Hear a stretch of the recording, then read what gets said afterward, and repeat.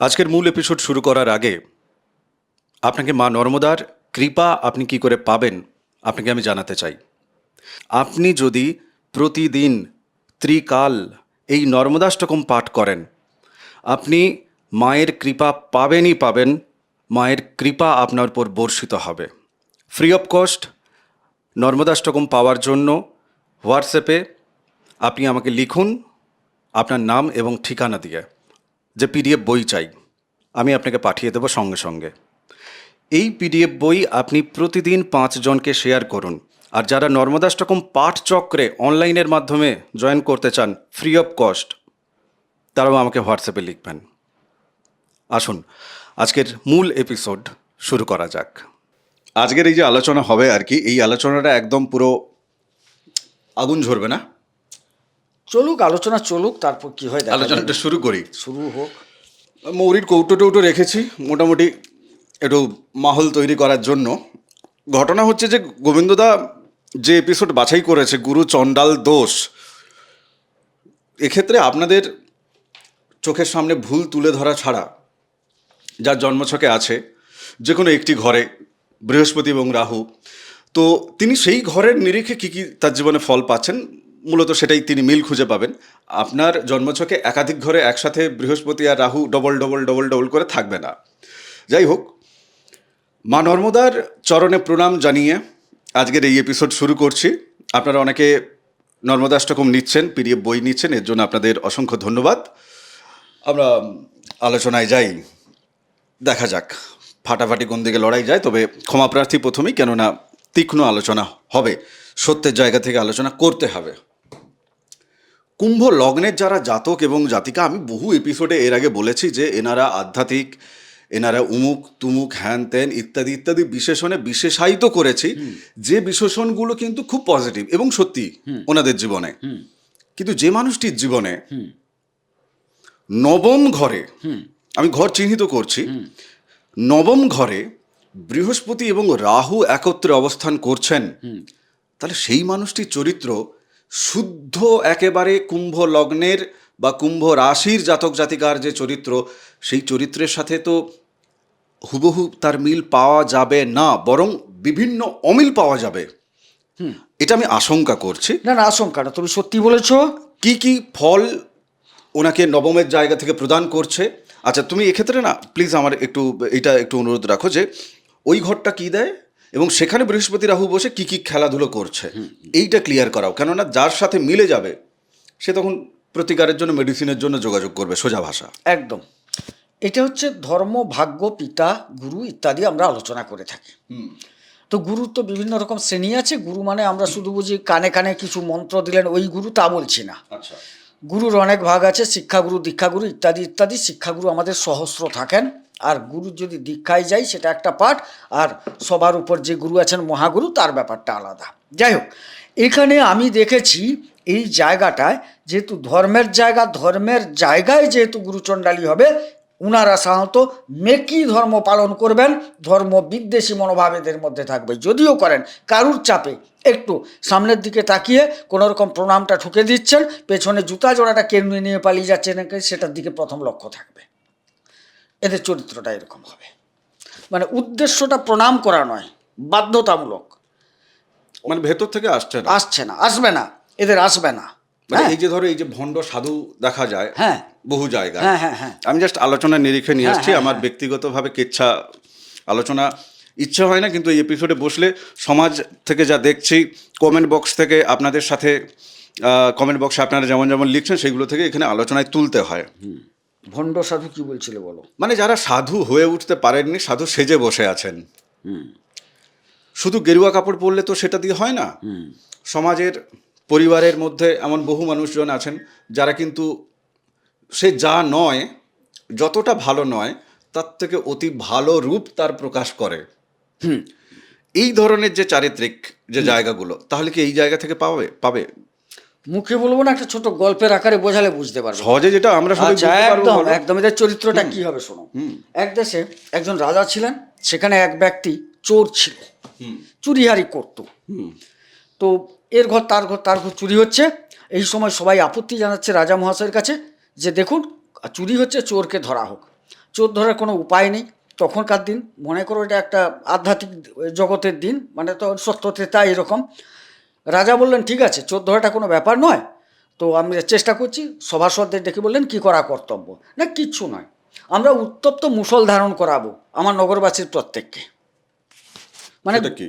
উত্তপ্ত শাবল, মানে একটা লোহার দণ্ডকে আগুনে দিয়ে দেওয়া হবে, লাল হয়ে উঠবে, দিলে তারপর ধরতে সেটাকে হবে। সবাইকে ধরতে হবে। আচ্ছা। তো যে চোর তাকেই ছাঁকাটা লাগবে, যে চোর নয় তাকে ছাঁকা লাগবে না। দিলেই তো চিহ্নিত হয়ে যাবে। যেরকম কথা সেরকম কাজ। ঢেঁড়া পেটানো হয়ে গেল যে অমুক দিন চোর ধরা হবে, প্রচুর চুরি হচ্ছে রাজ্যে, সবাই আসুন। এবারে উত্তপ্ত লৌহ শাবল দেওয়া হবে। এবারে যে চোর, তার তো তখন ছাতিটা ধুকপুক ধুকপুক করছে, কি করে বাঁচা যাবে। একজন তাকে পরামর্শ দিল, তুই একজন সাধুর সঙ্গ নে। সাধু সঙ্গ নিলে তুই দেখবি বেঁচে যাবি। ওনারা কোনো নয় কোনো পরামর্শ দেবেন, যেরকম আমাদের কাছে মানুষেরা আসে জ্যোতিষের সঙ্গ নিতে। একজন সাধুর পায়ে পড়ে গেল, বাবা আমি তো চুরি করেছি, কিন্তু আমাকে তো লৌহদণ্ড ধরাবে, আমি এখন কি করব। না তোকে নবজন্ম পুনর্জন্ম দিতে হবে। তার মানে কি, তুই আমাদের কাছে দীক্ষা নে, আমাদের যা যা আচরণ সেই আচরণগুলো করতে থাক। এ তো 1 মাস পরে তো এই হবে, কাজটা হবে, ততদিনে দেখবি তুই অনেকটা পরিবর্তন হয়ে গেছিস। অতএব তোর আর ভাবনা থাকবে না, তুই পারবি ধরতে, তবে আচরণটাকে গ্রহণ করতে হবে। সে তখন মনে প্রাণে যেন একটা পেল, কোনো একটা সাহারা পেল। সঙ্গে সঙ্গে সে চলে গেল। সাধুরা তাকে গেরুয়া বসন টসন পরিয়ে দিলেন, দিয়ে তাদের সেবা টেবা প্রথমে তো করতে হবে, তার সিস্টেমে ঢুকতে হবে।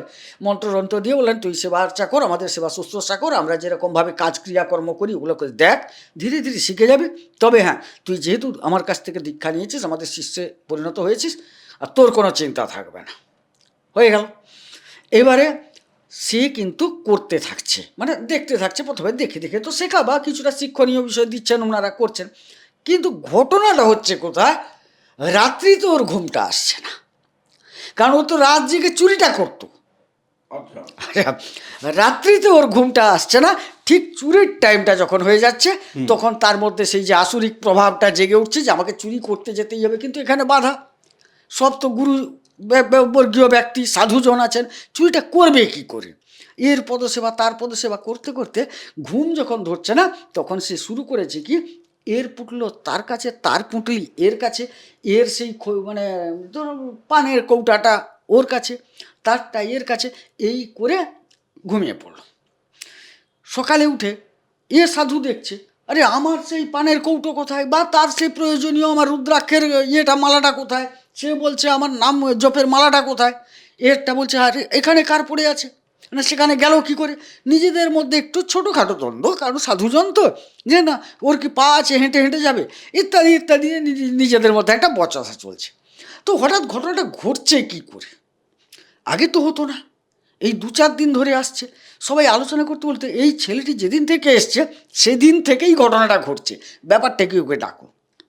ওনাকে ডাকা হলো, দিয়ে বলা হলো তুমি কি এসব কিছু করছো। না আমি মিথ্যা বলবো না, আমিই করছি। না কেন করছো, তুমি এখান থেকে ওখানে দিয়ে দিচ্ছ, রেটটা ওখানে দিয়ে দিচ্ছ, তুমি তো কিছু নিয়ে যাচ্ছ না, আর নেওয়ারও কী আছে এখানে, আমাদের তো কিছুই নেই টাকা পয়সা। না আসলে আমি চুরি করতাম তো, আমার চুরি করাটা অভ্যাস, চুরি না করলে আমার ঘুম হয় না। তো এই ক্ষেত্রে আপাতত চুরি করতে না পারি, ওরটা এখানে দিয়ে তারটা সেখানে দিয়ে মনের শান্তি পাই, আমি ওনারটা নিয়ে নিলাম, কিন্তু রাখলাম আমার ওখানে। হ্যাঁ, এই চুরিটা না করলে আমার মনের শান্তি আসে না, ঘুম হয় না, তার জন্য এটা করার পর আমার ঘুম ধরে।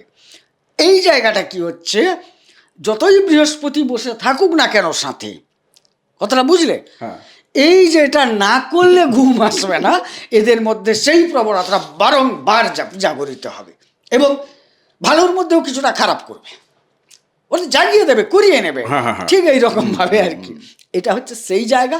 অতএব এখানে যদি দৃঢ়তার সাথে খুব গুরুত্বপূর্ণভাবে সমাধান না করা হয়, এই জায়গাটা কিন্তু, এটা কিন্তু ভাগ্যস্থল, ভাগ্যস্থল, যেটা হচ্ছে গাড়ি স্টিয়ারিং। ভাগ্য মানে গাড়ি স্টিয়ারিং মাথায় রাখবে।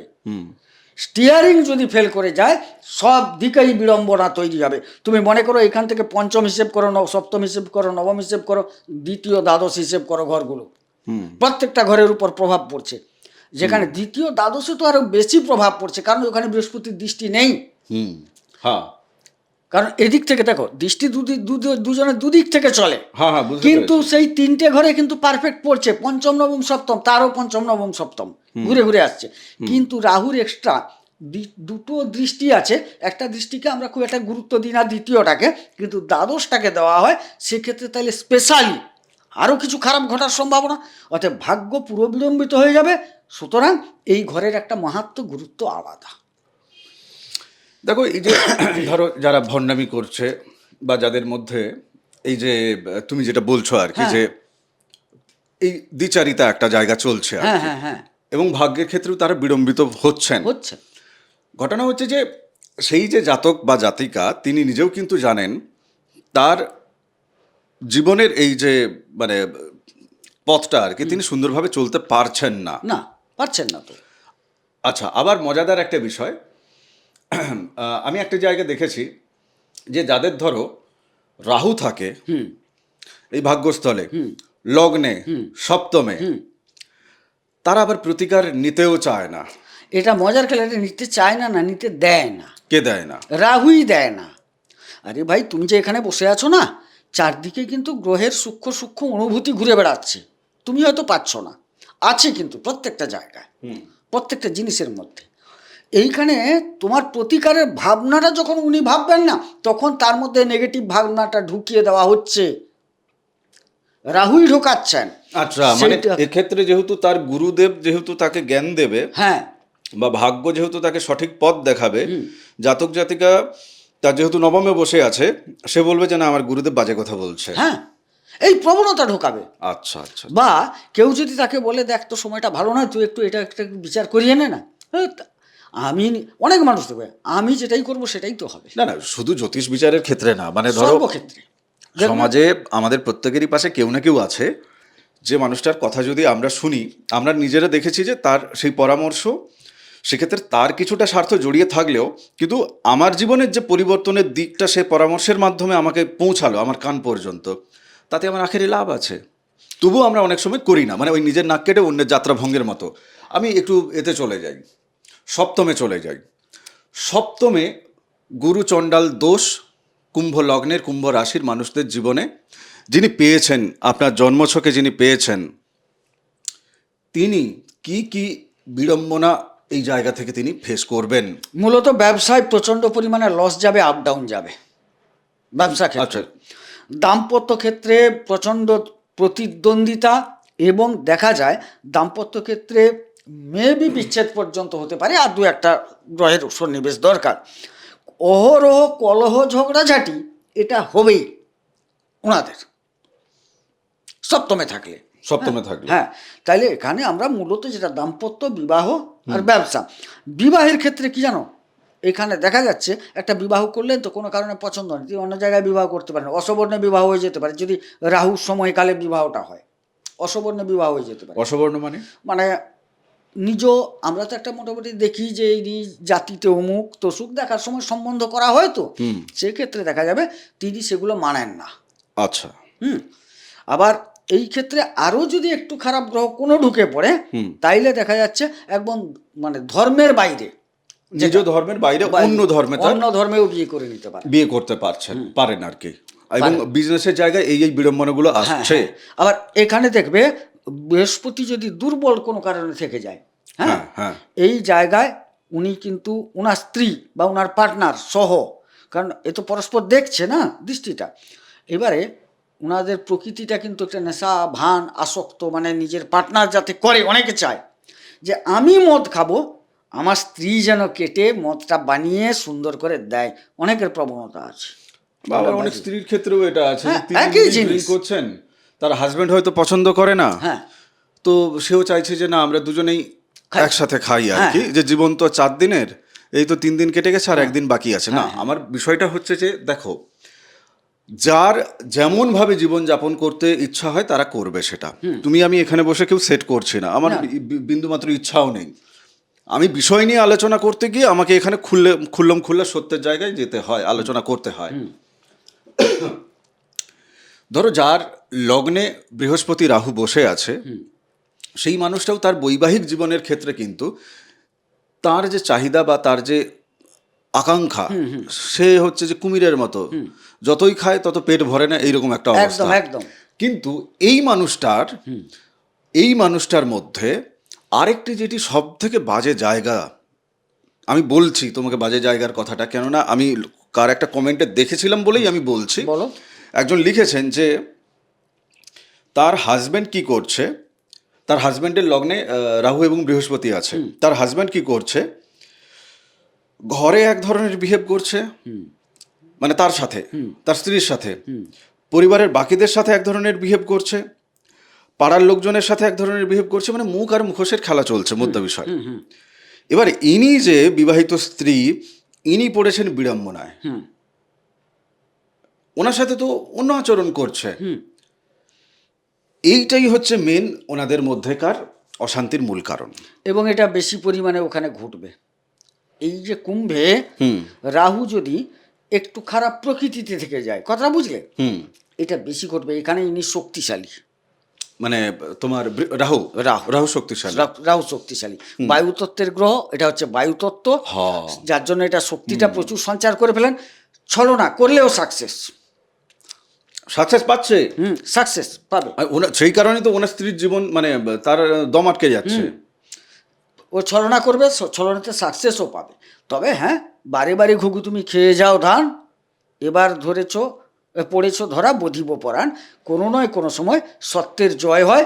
দেখবেন, আরে রাহু তো সবসময় নয়, বৃহস্পতিও একটা সময় এসে কিছুটা শক্তি পায়, সেই সময় কিন্তু বৃহস্পতি ধরিয়ে দিয়ে চলে যাবে। তখন কিন্তু এই যে ফাটলটা বড় হবে এবং তার স্ত্রী হয়তো তাকে হাতে নাতে যেটা ধরার জন্য চেষ্টা করছে বা প্রমাণ সহ ধরার জন্য চেষ্টা করছে, সেটা সে পেয়ে যাবে। না, কিন্তু সম্পর্কের এই যে জায়গাটা, সম্পর্কের যে চিড়টা যেটা বা বিশ্বাসের জায়গাটা যে নষ্ট হয়ে যাবে, তো এই জায়গাটাতে উনি ওনার স্ত্রী হিসাবে যদি উনি কোনো প্রতিকার তিনি যদি করেন, তাহলে সেক্ষেত্রে তার হাজবেন্ড, দেখো একটা মানুষের রোগ হতেই পারে, আমি এটাকে একটা মানসিক রোগ হিসেবেই দেখছি। বায়ু মানে কি, রাহু বায়ুকে ইন্ডিকেট করছে। আমি আমার সামান্য বুদ্ধিতে যেটা বোঝার চেষ্টা করছি, ভুল হলে তুমি আমাকে নিশ্চয়ই বলবে। আমার মনে হচ্ছে মন তো বায়বীয়, বৃহস্পতিকে আমার শরীর মনে হয়, যদিও এনার লগ্ন এক্ষেত্রে শনি, ওটা আলাদা কথা।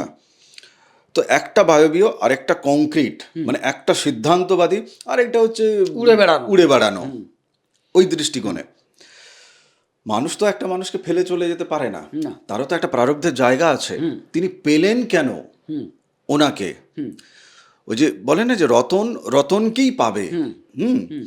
তো সেই জায়গা থেকে একটা প্রারব্ধেরও জায়গা আছে। যেমন আমি নবমের জায়গা, আমার খুব ইচ্ছে হচ্ছিল তোমাকে আমি প্রশ্ন করি। তো এই সমস্ত জায়গা থেকে ধরো, এই যে বৃহস্পতি এবং রাহু, মানে পূর্বজন্মে বা পূর্বে আমরা কি কি কর্ম করলে পরে আমাদের লগ্নে এই বৃহস্পতি এবং রাহু বসে যায়, বা নবমে বৃহস্পতি রাহু বসে যায়, বা সপ্তমে আমি কুম্ভ লগ্নের, আমার জন্মছকে সপ্তমে বসে যাবে। এইগুলো যদি একটু ক্লিয়ার করো। মানে এতগুলো বললে তো হবে না, প্রত্যেকটা তো। আচ্ছা চলো একটা যাই। লগ্নে, এই জায়গায় লগ্নে যখন ছিল এই গুরুচণ্ডালিতে, এখানে কি হয় জানো, স্রোত, ফ্লো মনে করবে। কুণ্ডলী হচ্ছে একটা ফ্লো।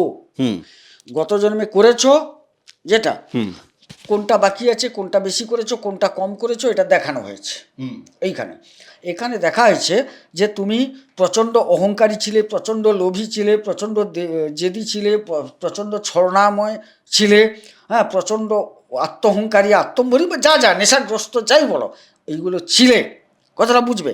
আবার তোমার মধ্যে বাধা দেওয়ার লোকও ছিল গুরু, তুমি তাকে অতিক্রম করে গেছো, তার কথা শোনোনি।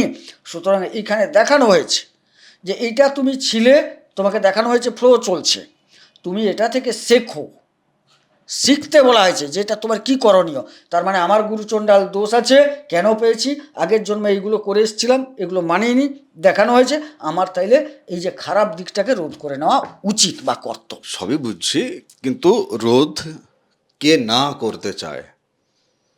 যে চোরের যে তুমি উদাহরণ দিয়েছিলে, সেও চাইছে যে ভাই আমি চুরি করব না, গেরুয়া বসন, তার দীক্ষা গ্রহণ সব হয়ে গেছে, তারপরও রাত্রিবেলা এর পুটলি তার কাছে, তার পুটলির মাল এর কাছে সরাচ্ছে।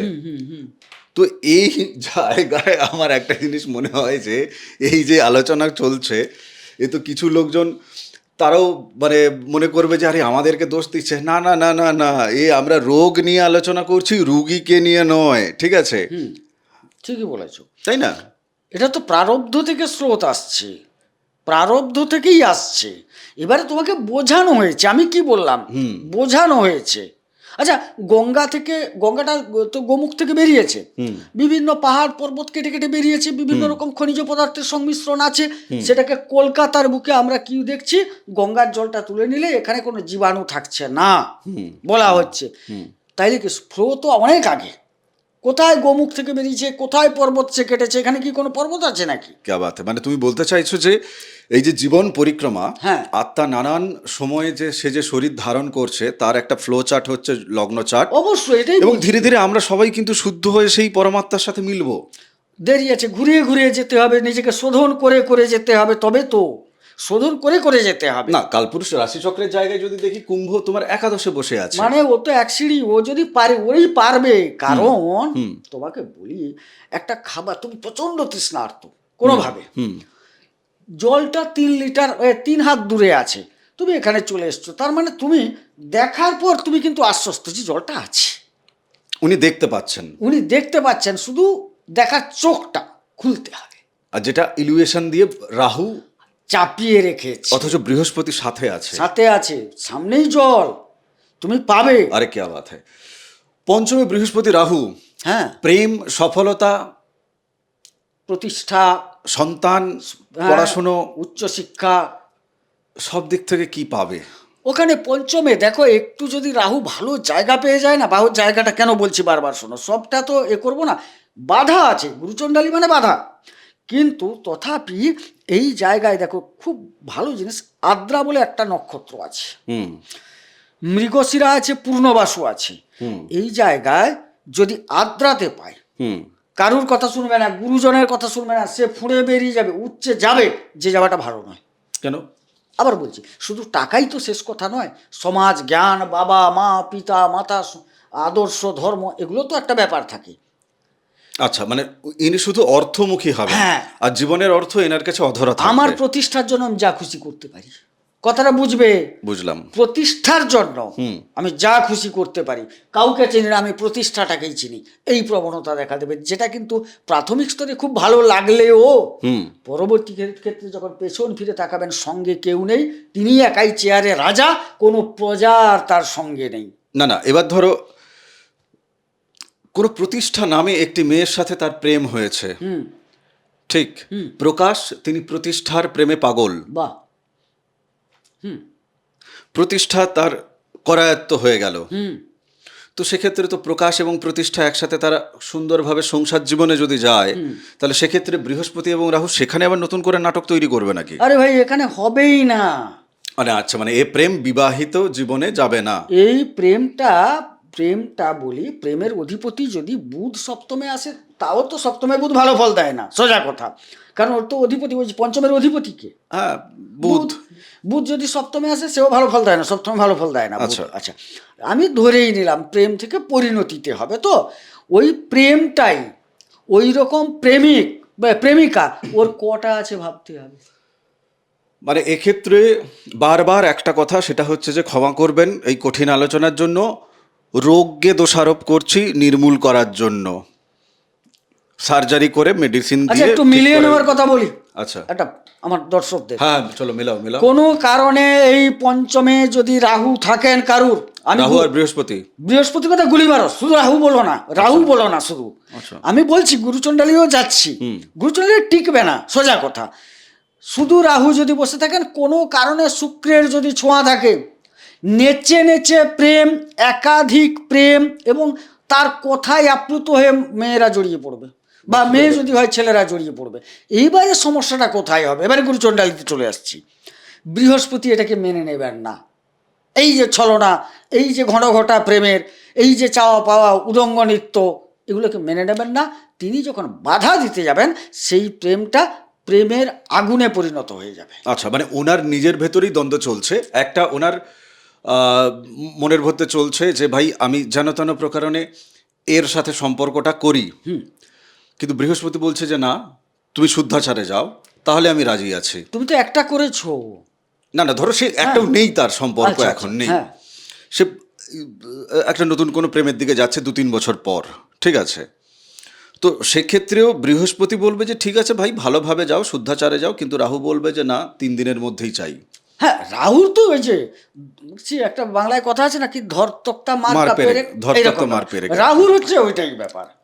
আচ্ছা, মানে সেক্ষেত্রে রাহু ভালো থাকুক খারাপ থাকুক এই সিঙ্ক্রোনাইজেশন পাবে, ফল পাবে। পাবেই, আমার এক্ষুনি চাই, বড়টা চাই, ভালোটা চাই। বেশ, আমাকে তুমি আরেকটা জায়গা বলো, একাদশের জায়গায় উপার্জন, জীবনের আয়, জীবনের উপলব্ধি, বোধ ইত্যাদি ইত্যাদি, এবং এই আয় তার সঞ্চয়ের দিকে যাবে কিনা, তার জীবনে থাকবে কিনা, সেই জায়গাটা একটু যদি আলোকপাত করো। হ্যাঁ। একাদশের ঘরে আপনার জন্মছকে রাহু এবং বৃহস্পতি একত্রে বসে গুরু চণ্ডাল দোষ সাধিত করছে।